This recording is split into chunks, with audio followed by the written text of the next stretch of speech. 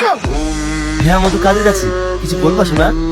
আব্বা, আজ আমার জন্মদিন, একটা ভালো কেক নিয়ে না? হ্যাঁ শোনা, নেই একটা ভালো কেক নে। কি ব্যাপার, ছেলের গা তো গরম, জ্বর এসছে নাকি? হ্যাঁ গো, সকাল থেকে জ্বর করছিল। সকাল থেকে জ্বর করছে, আর এখন ওষুধ আনতে পারোনি? তুমি কাজে যাও, আমি এক্ষুনি গিয়ে আসছি।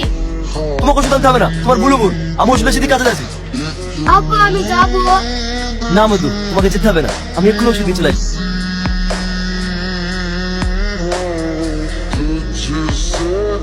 এই তাদের কাজ কর, আজকে আমার ছেলের জন্মদিন, আমাকে আবার বাজার যেতে হবে।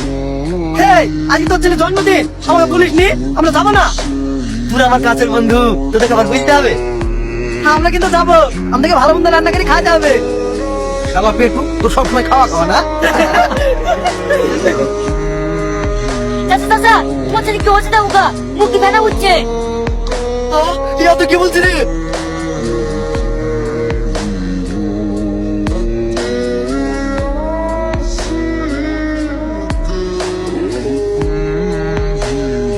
বাবু তোর কি আছে বাবু? কথা বল বাবু, বাবু রে, কথা বল বাবু, কথা বল বাবু রে।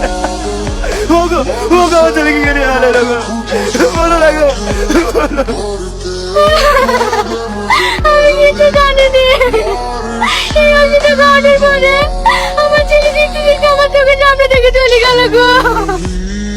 আল্লাহ গো, আমি এখন কি করবো?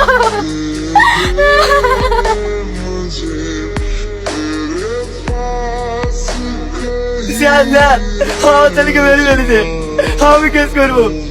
কি হয়েছে একটু খুলে বলুন। আমার ছেলে নকল ওষুধ খেয়ে মারা গেছে, আমি এই ওষুধ কোম্পানির নামে কেস করবো। যেখান থেকে কিনেছেন সেই দোকানের নামে কেস করুন।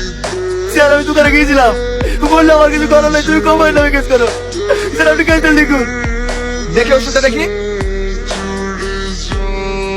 ঠিক আছে, আপনি ওখানে বসুন, আমি দেখছি।